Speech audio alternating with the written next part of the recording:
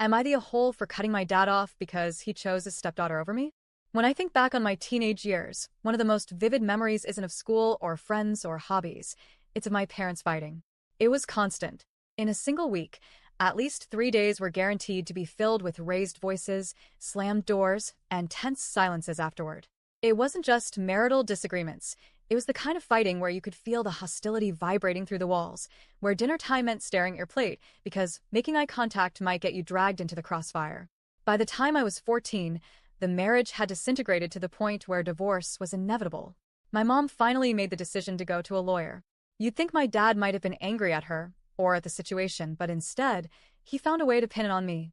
I still remember the day he looked at me, barely a teenager, and said, "If you had just stopped your mom from going to the lawyers, none of this would have happened."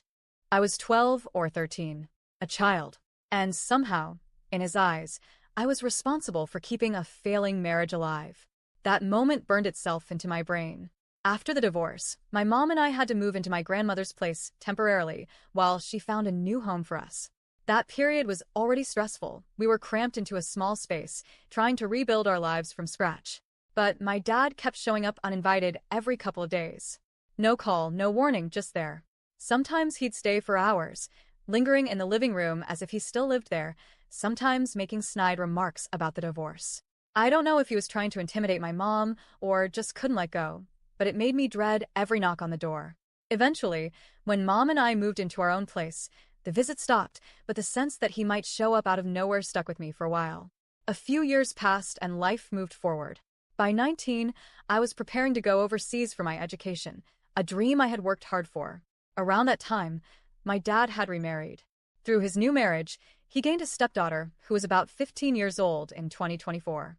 She wasn't his biological child, but it became crystal clear pretty quickly that she was his priority now. When the topic of my overseas education came up, my mom asked him to help with the costs. She wasn't asking him to cover everything, just a portion. That's when things turned ugly.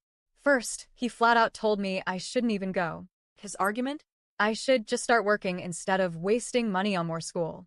He made it sound like my education was a luxury, not an investment in my future. My mom pushed back hard, reminding him that higher education would open doors for me. Then I found out the truth. He was already paying for his stepdaughter's education. And because she was considered an international student where we lived, her tuition fees were even higher. When I asked him why he couldn't help me, his excuse was that he was financially tight because of her schooling. It didn't end there. His entire side of the family, my uncles, my aunties, jumped in to defend him. I was hit with lines like, "Why should your dad have to pay for your education when your parents are divorced?" As if the divorce had somehow absolved him of any responsibility toward me. I felt like I was in an alternate reality. Here I was, his actual daughter, being told I didn't deserve help, while he poured resources into someone else's child. Even after all of this, I still tried to keep some contact. That year, we went to the temple together to pay respects to our ancestors. I thought maybe we could just get through the day peacefully. But while we were waiting around, my dad suddenly turned on me.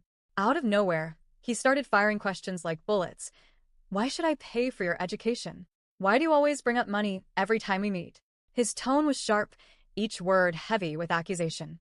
Before I knew it, my uncles and aunties had joined in. I was surrounded by adults, all older, louder, and more forceful than me. It felt like the walls were closing in.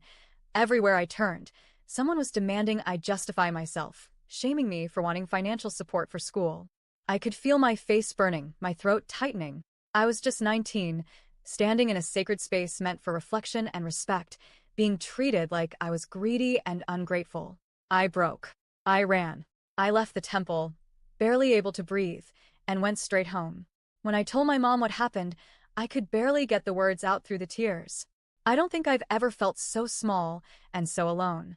Even now, years later, I can still feel that knot in my chest when I think about it. Eventually, after months of arguments and after my mom and I revised the shared custody agreement, my dad did end up paying less than half of my school fees. But it came with a caveat. He said he hadn't wanted to pay in the first place because I didn't fulfill my side of the agreement by not visiting him often enough. As if love and time could be used as bargaining chips for my education. 7 years have passed. I'm 26 now, my education is complete, and I've built a career for myself. I've kept contact with him to a minimum. From what I've heard, his stepdaughter no longer studies in my hometown because of the high tuition costs, but I don't know the full story. Recently, he's been sending me TikToks about how children owe their parents and how kids should always be filial. Every time one pops up on my phone, I feel this mix of disbelief and anger. So, am I the a-hole for cutting my dad off? Edit. My dad did pay for my school fees eventually, less than 50%, but it was after a few months of fighting with him and his family. My mom and I had to edit the terms and conditions of the shared custody agreement. He said that because I did not fulfill my side of the agreement and not visited him often, which is why he did not want to fund my studies initially.